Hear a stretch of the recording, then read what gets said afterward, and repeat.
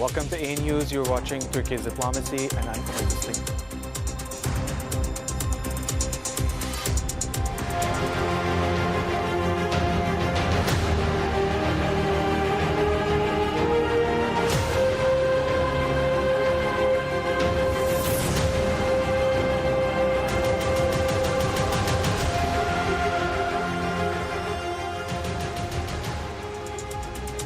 Today on the program, we'll be discussing the recent phone call held between Turkish President Erdogan and his French counterpart Emmanuel Macron. We'll also be talking about the instability in Syria as the United Nations says enough humanitarian aid has not been provided to the Syrians. Joining me today on the program is Mustafa Kocakanar. We'll talk about the occupation of the Israelis in the occupied Gaza Strip and also the future of the Middle East. But before we begin today's discussions, let's take a look at this news report.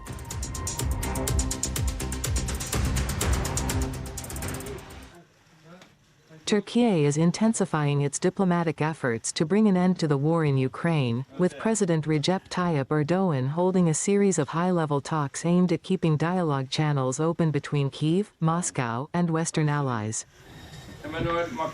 On Thursday, Erdogan spoke with French President Emmanuel Macron, discussing both the Russia-Ukraine peace process and the humanitarian crisis in Gaza. Erdogan emphasized Turkey's satisfaction with last week's Trump-Putin meeting in Alaska and expressed Ankara's readiness to host any initiatives aimed at peace talks between Ukraine and Russia. Ukrainian President Volodymyr Zelenskyy has also pointed to Turkey as a potential venue for direct negotiations with Russian President Vladimir Putin, citing its NATO membership and pivotal role as a European partner. In a separate phone call with Putin, Erdogan underlined Turkey's long-standing position that dialogue and mediation offer the only viable path toward ending the conflict.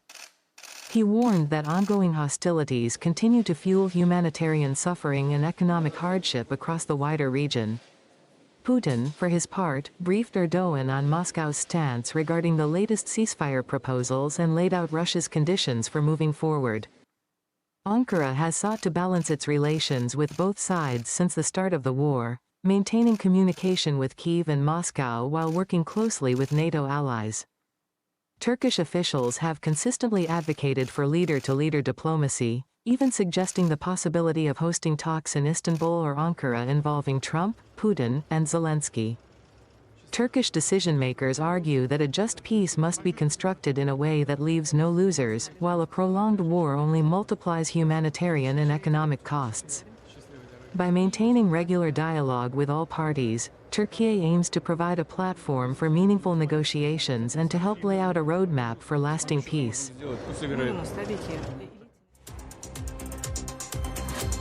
Welcome back to the program. Anews editor Mustafa Kocakanar, welcome to the program. Thanks for having me, Omar. Mustafa, let's start with the phone call that was held between Turkish President Erdogan and his French counterpart Emmanuel Macron. They both discussed Ukraine. Gaza was also a major talking point during that phone call. Tell us more, Mustafa. Bilateral ties were also discussed, I believe. Omar, right now there are outstanding international diplomatic efforts to end war between Ukraine and Russia. As you know, last Friday, U.S. President Donald Trump hosted his Russian counterpart Vladimir Putin to Alaska to discuss the possible ways in terms of reaching ceasefire or peace deal between Moscow and Kyiv. On the other hand, this Monday, we know that U.S. President Donald Trump also hosted Ukrainian leader Volodymyr Zelenskyy and European leaders at the White House, and it is clearly showing that the Trump administration is accelerating its diplomatic efforts to put an end to the ongoing conflicts in the Eastern Europe. Then we know that Turkey is also taking its own steps to accelerate the diplomatic efforts for peace in Europe. And as you know, on Tuesday, Turkish President Recep Tayyip Erdogan held a phone conversation with NATO Secretary General Mark Rutte. We know that Mark Rutte was also participating in the talks between US and European decision makers. Rutte briefed Erdogan about the ongoing peace talks between regional and international stakeholders. Then on Wednesday, President Erdogan also held a phone conversation with his Russian counterpart Vladimir Putin.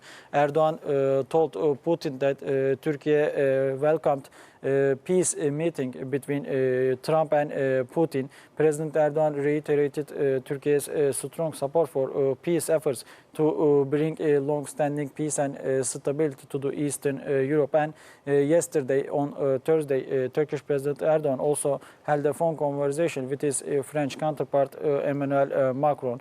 Erdogan and Macron exchanged views on the possible steps to reach a ceasefire or peace deal between Russia and Ukraine. We know that since the very beginning of the crisis, Turkey has been always calling for dialogue and diplomacy in terms of coping with the bilateral or multilateral security problems between Ukraine and Russia. Turkey has been pursuing a balanced approach to the Ukraine-Russia war, and Turkey's balanced approach, I think, is being praised by the international community. Macron also thanked Erdogan for his efforts to play an important role between Ukraine and Russia. On the other hand, we know that there are some discussions about the Putin-Zelensky meeting right now, and President Erdogan reiterated Turkey's determination to host leader-to-leader diplomacy between warring sides and international stakeholders to halt a war between Ukraine and Russia. Mustafa, Zelensky has suggested Turkey, Switzerland and Austria for a face-to-face meeting with Russian President Vladimir Putin. We've been hearing about these meetings, but we don't know for sure if these meetings are going to take place. Obviously, everyone's anxiously waiting for these meetings to happen and for the war to end in Ukraine. But do you think that Zelensky could choose Turkey as a possible venue for the talks? Because we've seen in the past how Istanbul has hosted multiple talks. Omar, for months we know that Turkish foreign policy makers have been always calling for leader-to-leader diplomacy to discuss the possible steps to reach a ceasefire or peace deal.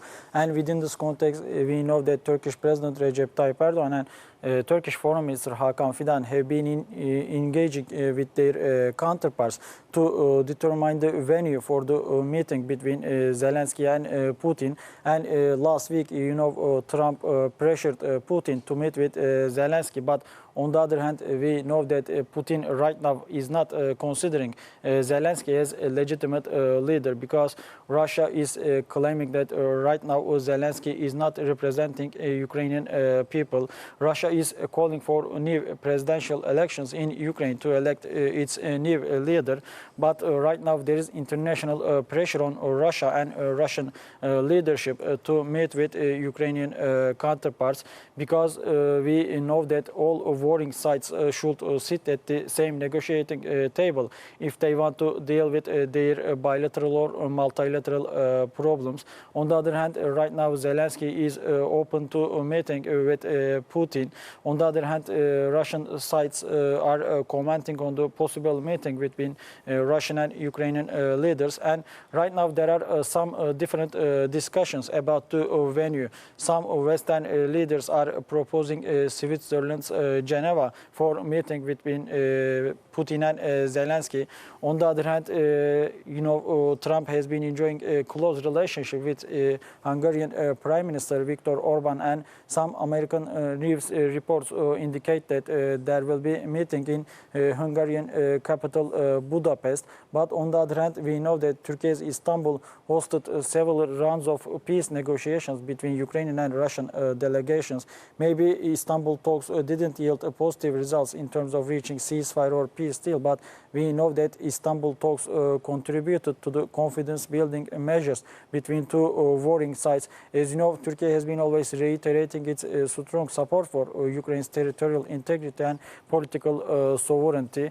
And Turkey is not joining a Western sanction campaign against Russia, because Turkey has been enjoying close relationships with both Ukraine and Russia. And Zelensky also proposed Turkey to host peace talks between Putin and Zelensky. And since the very beginning of the crisis, Turkey has been trying to bring together both Zelensky and Putin. On the other hand, Trump is also proposing bilateral talks between Ukrainian and Russian leaders. Then he can join these leaders to make it a trilateral summit. I think that Turkey's Istanbul or Ankara will be welcoming both Ukraine and Russian leaders to facilitate diplomatic efforts to end the war between two important neighbors in the Eastern Europe. Mustafa, now let's talk about Syria. The UN envoy, Turkey's UN envoy, Ahmet Yildiz, has made a statement saying destabilizing actions which threaten Syria's unity, stability, and the welfare of its people should not be tolerated. Tell me more about this statement. And Turkey, the Turkish government has also said, and Erdogan, we've seen his statements as well on a number of occasions, that Israeli policies are fueling instability, not just in Syria, but also in the region. Tell us more about that, Mustafa. Mar, we know that Turkey is one of the most importers for Syria's territorial integrity, political sovereignty, and unitary structure. As you know, Turkish President Recep Tayyip Erdogan this year welcomed his Syrian counterpart Ahmet el-Shara several times to Turkey's Ankara, Istanbul, and Antalya. And President Erdogan reaffirmed Turkey's ironclad support for Syria's diplomatic efforts to rebuild and reconstruct the war-torn country. On the other hand, Turkish Foreign Minister Hakan Fidan, Turkish National Defense Minister Yaşar Güler, and Turkish National Intelligence Chief Ibrahim Kalın have been regularly paying official visits to Syria to discuss the bilateral relationships between Ankara and Damascus. Personally, I think that Turkey's growing geopolitical influence in Syria is pushing Israel's button. On the other hand, we know that Netanyahu, Israel's embattled Prime Minister Netanyahu, is always calling upon U.S. President Donald Trump to take steps against Turkey's rising geopolitical influence in the region. But on the contrary to Netanyahu's expectations, Trump is siding with Turkey and Turkish President Recep Tayyip Erdogan, and the American president is urging the Israeli leadership to be reasonable if Israel wants to deal with its security problems with Turkey. As you know, Turkish decision makers reiterate at every opportunity that Turkey does not want any military confrontation with Israel over Syria, but same leadership is also reiterating that Turkey will continue to take new diplomatic or political steps to ensure its national security interest in Syria. And I think that right now Azerbaijan is hosting Israeli and Turkish decision makers to de-escalate the possible geopolitical tensions between Turkey and Israel. I think that Turkey does not want any military confrontation with Israel right now, but it doesn't mean that Turkey will allow any fait accompli in Syria. Mustafa, tell me about these new military cooperation deals that are being signed or being decided between Turkey and Syria. A few days ago, we saw Shaybani, the Syrian foreign minister. He was in Turkey. Hakan Fidan hosted him. And Hakan Fidan, at that press conference, he's also stressed on the YPG's reactions and how it's starting to integrate, or it's, deciding against integrating into the Syrian government. Tell me more about this military cooperation, Mustafa, because both sides have said that now more bilateral visits will be expected between both sides. Defense ministers will meet. Foreign ministers are also meeting, of course.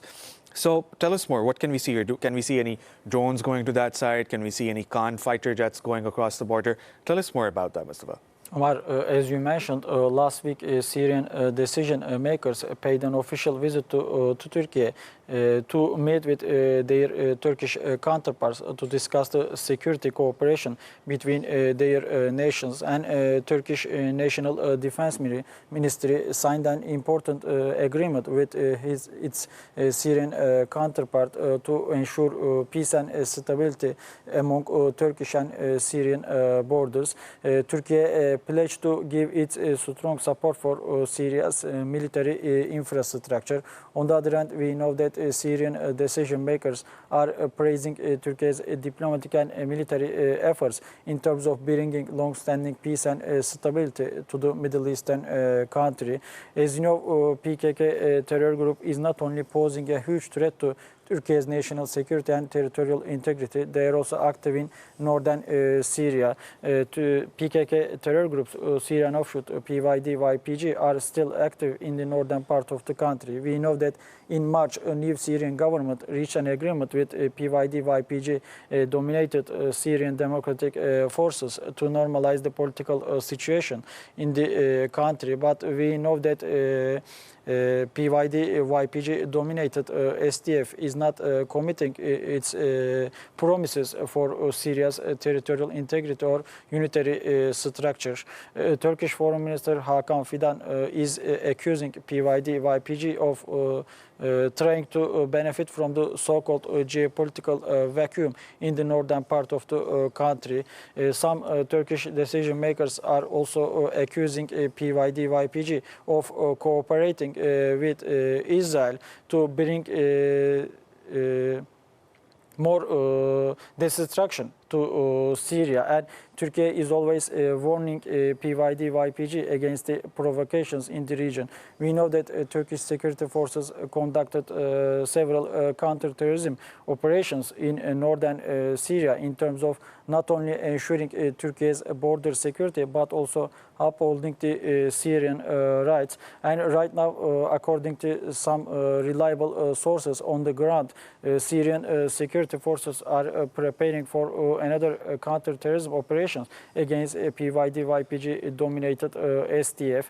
Also, there are reports in Turkey about Turkey's support for Syria's military actions against terrorist forces in the northern part of country, and they are claiming that Turkey will not directly join Syria's campaign against PYD-YPG, but Turkey can give military military support or intelligence support for Syria's new operation. But I think that if PYD-YPG tries to establish a separate political structure in the northern part of the country, I think that Turkish military forces will be compelled to pursue another counter-terrorism operation.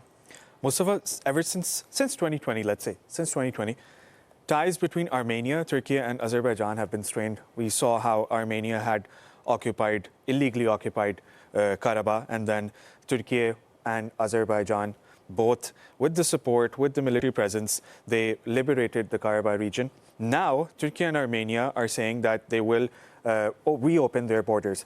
Tell me more about that, Mustafa, and give me a brief history as well about these ties and how we have come to this both of these countries opening their borders today, because we've seen how the leadership was also not enjoying close contact. Pashinyan, Erdogan, and Aliyev. We saw all of them, negotiating, but we never saw a concrete plan. Tell me what's going to happen now. Umar, as you know, Azerbaijani military forces liberated Karabakh from the separatist Armenian forces after 30 years, and Turkey's diplomatic and military support helped Azerbaijan liberate Karabakh from Armenian occupation. And liberation of Karabakh paved the way for a new geopolitical era in southern Caucasus. As you know, Turkey has been always reiterating its strong support for Azerbaijan's efforts to bring peace and stability to the region. We know that one nation, two states motto is defining the strategic cooperation between Turkey and Azerbaijan. On the other hand, Turkey has been also trying to normalize its bilateral relationships with Armenia. Within this context, Turkish President Recep Tayyip Erdogan hosted Armenian Prime Minister Nikol Pashinyan in Istanbul to discuss the possible steps to normalize bilateral ties between Ankara and Yerevan, because right now there is no diplomatic ties between Turkey and Armenia. On the other hand, Turkey has been always giving its strong support for political stability and economic prosperity in the South Caucasus region. On the other hand, we know that Azerbaijan and Armenia signed a landmark US brokered peace deal this month, and it is clearly showing that right now regional stakeholders are taking their own diplomatic steps to normalize the political situation in the region. Personally, I welcomed a peace deal between Azerbaijan and Armenia, but I don't like the venue for the signing of the peace negotiations, because we know that Turkey is one of the most important supporters for the political well-being of the region. I think that Azerbaijan and Armenia should have signed their peace agreement in Turkey. And on the other hand, right now, Azerbaijan and Armenia are preparing to nominate U.S. President Donald Trump for a Nobel Peace Prize. I think that if someone deserves to win a Nobel Peace Prize, I think they should be Turkish decision makers, because Turkey's diplomatic, political and military efforts paved the way for the resolution of the Karabakh issue, and Azerbaijan liberated Karabakh from the Armenian occupation. And right now, Azerbaijan and Armenia are trying to discuss new steps to fully normalize their bilateral relationships. On the other hand, Turkey has been striving to normalize its bilateral ties with Armenia. I think that Turkey's diplomatic actions will yield positive results in terms of ensuring long-standing peace and tranquility in the region. Mustafa, tell me a bit about Turkey's peace diplomacy. We've seen President Erdogan advocating for a peaceful region, whether it is the Caucasus, Syria, Yemen, the occupied Gaza Strip, even the Mediterranean. And, we've also seen how Turkey has dealt with the problems in Libya, where migration was excessive. What does Turkey gain out of this peace diplomacy? Umar, as you know, Turkey has been always calling for regional solutions for regional problems. Within this context, Turkey has been taking its own diplomatic steps to ensure international peace and security, because Turkish decision makers reiterate at every opportunity that there will be no losers in just peace, and there will be no winners at continued conflicts. Within this context, Turkey has been always prioritizing dialogue and diplomacy to deal with the regional or international security challenges. And I think international community is also praising Turkey's diplomatic efforts in terms of upholding international peace and security. I think that, as you know, we will witness an important meeting in September. United Nations General Assembly and United Nations members will be gathering in New York to exchange views on the regional and international security challenges.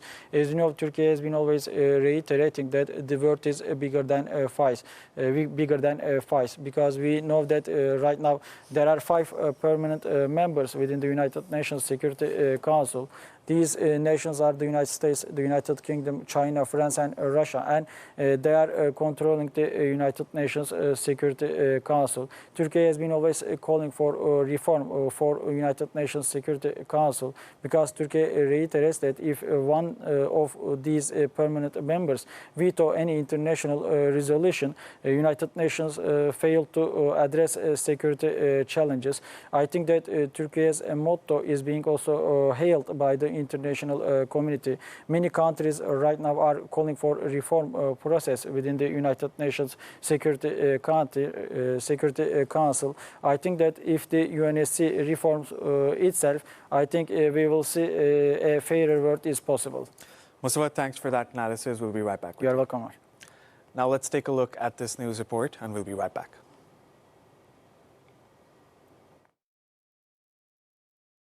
Prime Minister Benjamin Netanyahu said on Thursday that Israel will begin immediate negotiations for the release of all hostages held in Gaza and an end to the nearly 2-year-old war. He made the comments to soldiers serving in Gaza and said he was meeting commanders to approve plans for capturing Gaza City and defeating Hamas.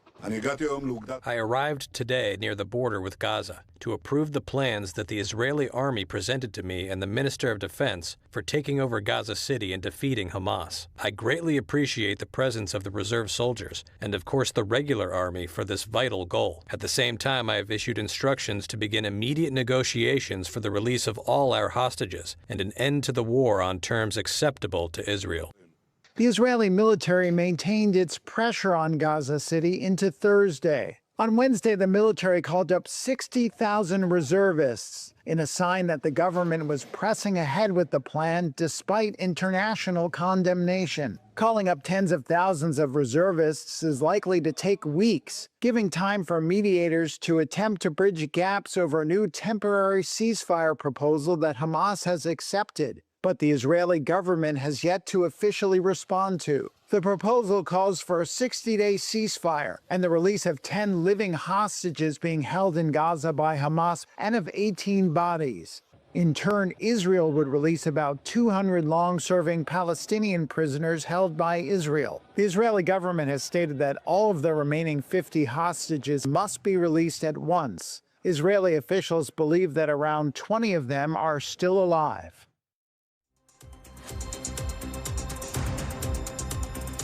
Welcome back to the program. Now let's take a look at the front page of Daily Sabah. Mustafa, I want to focus firstly on this story. The Speaker of the Turkish Republic of Northern Cyprus has criticized a deal between Israel and the Greek Cypriots. Tell me more about that deal. Omar, amid the ongoing war in Gaza Strip, we know that Greek Cypriot administration is trying to strengthen its bilateral relationship with Israel, and Israeli decision makers have recently announced the deployment of air defense systems to the Greek Cypriot administration, and it sparked fears among regional and international stakeholders. And Turkish Republic of Northern Cyprus immediately criticized the deepening of bilateral ties between Israel and Greek Cypriots, because Turkish Republic of Northern Cyprus is claiming that this situation is posing a huge threat to Turkish Republic of Northern Cyprus political sovereignty and territorial integrity. As you know, Turkey is one of the most important supporters for Turkish Republic of Northern Cyprus on the international stage, because right now no one except Turkey is recognizing the legitimate rights of the Turkish Cypriot people living on the island. Turkish Cypriot President Ersin Tatar is always calling for two-state solution to the decades-old problem on the island. As you know, there is right now two-state solution momentum for the resolution between Israel and Palestinian conflict.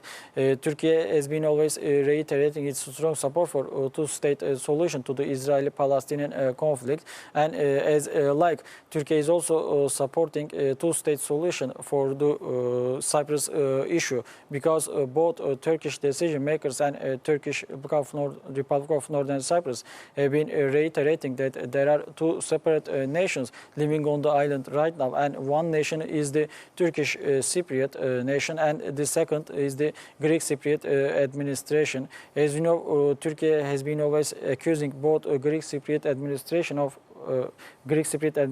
and Greece of endangering peace and stability in the Eastern Mediterranean. And recent Israeli decision to deploy air defense system to Greek Cypriot administration, I think, will not yield positive results in terms of ensuring peace and stability in the region. I think that if the international community, Western countries in particular, want to see peace and stability in the Eastern Mediterranean, I think they will be supposed to take both Turkey's and Turkish Republic of Northern Cyprus security demands into the consideration.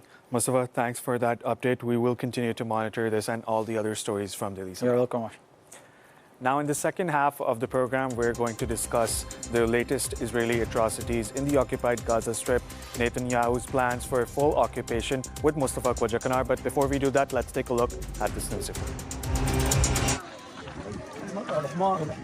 International aid groups say that they have not yet been able to deliver shelter materials to Gaza, despite Israeli authorities saying they have lifted restrictions on such supplies, and warned that further delays could cause more Palestinian deaths.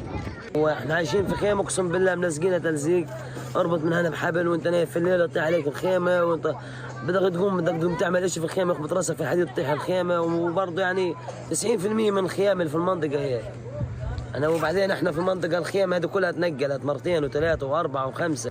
Aid organizations say that Israel had in effect been blocking the delivery of materials for shelters for nearly 6 months. Officials from 5 aid groups, including United Nations agencies, say that shelter materials needed by large numbers of displaced Palestinians are still not reaching Gaza and blame Israeli bureaucratic hurdles. How possibly this could get worse. It has already gotten worse. As you know, shelter has been banned entry for about 5 months. And in that period, over 700,000 people have been displaced or redisplaced. What very often happens is that they have to leave their tents. They may have been provided with a tent, and then they're displaced again, and they have no possibility of taking a tent with them. So there are lots of things that are very challenging with these repeat displacement when you are trying to respond to people where they are, because they get displaced over and over and over again. Over 1.3 million Gazans lack tents, the United Nations said this month, and more people are expected to be displaced by an Israeli operation to seize Gaza City. Welcome back to the program. Now, Mustafa, over the last 24 hours, Israel has been constantly attacking the occupied Gaza Strip. Now, there were some attacks in Rafah as well, and Netanyahu is pressing with his plans to fully occupy Gaza City. Tell me more about the latest developments there, Mustafa. Umar, right now, humanitarian tragedy is deepening in the occupied Palestinian territory, Gaza Strip, because we know that Israel's war cabinet has recently approved embattled Prime Minister Benjamin Netanyahu's plan to fully occupy the Gaza Strip. And it is evident that right now humanitarian situation is worsening in the occupied Gaza Strip. On the other hand, we are always claiming that Israeli security forces are committing war crimes and crimes against humanity in the Gaza Strip. And Netanyahu pledged to occupy Gaza Strip in terms of dealing with the so-called Hamas security threats in the region. On the other hand, we know that international criticism is mounting on Israel right now over the dire humanitarian situation in the Gaza Strip. We can clearly say that Israel is being diplomatically isolated from the international community, but on the ground, criticism and condemnation do not yield positive results in terms of upholding the Palestinian rights. There are right now starvation and malnutrition crises in the occupied territory. Malnutrition and starvation are gripping Gaza right now. People are being starved to death by the Israeli security forces. As you know, at the end of May, United States and Israel launched so-called Gaza Humanitarian Foundation, and GHF is supposed to deliver humanitarian aid packages to the war-weary Palestinians living in the war-torn Gaza Strip. But on the contrary to expectations, Israeli security forces are taking aim at Palestinians waiting for the humanitarian aid packages. Right now, Palestinian people desperately need international help to mitigate the humanitarian crisis in the region. But we know that many nations are turning a blind eye to Israel's genocidal actions and ethnic cleansing policies. You know, U.S. President Donald Trump has been always reaffirming the United States' ironclad support for Israel's so-called national security demands in the region. I think we have to see some concrete steps from the international community if we want to put an end to the Israeli atrocities in the region. The bottom line is that Palestinian people deserve to live in dignity and peace in their homeland. Mustafa, yesterday Netanyahu also stated that he is ready for new ceasefire talks and he wants to get the hostages released from the occupied Gaza Strip. Now, how will that work while occupying Gaza City? Do you think that both of these plans can go forward, occupying Gaza City and other areas in the occupied Gaza Strip, and then negotiating with Hamas on the release of the hostages? Umar, I can believe that we cannot count on Netanyahu's role to deal with the security challenges in the region, because personally I think that Netanyahu needs continued wars to keep himself politically alive in the country, because we know that there is ongoing corruption trial against Israeli Prime Minister. On the other hand, Israeli citizens have been taking to the streets every weekend to express their frustration over Netanyahu and his war cabinet. They are calling Netanyahu crime minister instead of prime minister. It is evident that Netanyahu is suffering from domestic support for his war decisions, and within this context, he needs continued wars in the region. Yes, right now Qatar and Egypt are trying to mediate ceasefire terms between Hamas and Israel, and Israeli decision makers will be in talks with Hamas and regional and international stakeholders to deal with the possible terms for ceasefire deal. But I am reiterating that we cannot count on Netanyahu's role to end the ongoing conflicts in the region. I think that we have to see some concrete steps and coercive measures from the international community. As you know, Turkey has been always calling for arms embargo on Israel or economic sanctions. We know that Turkey has already severed its trade activities with Israel, and Turkey has recently imposed full ban on Israel-linked shipping because Turkey believes that coercive measures are being needed to convince the Israeli decision makers of returning to the negotiating table to strike ceasefire deal with Hamas. I think that Hamas and Israeli decision makers over the weekend will discuss terms for truce, but I don't think that Netanyahu will be in favor of dialogue and diplomacy to end the humanitarian suffering in the region. Most of the occupied Palestinian territories have never been safe, right? Now, when we see that Israel stops attacking Gaza, the attacks in the West Bank continue. Now, just yesterday, the United Kingdom has summoned the Israeli ambassador over Israel's plans for new settlements in the occupied West Bank. And similarly, I want to read a statement by U.S. Ambassador to Israel, Mike Huckabee. He says that recognition of a Palestinian state by European countries could prompt Israel to annex parts of the occupied West Bank. Tell me more about this, Mustafa.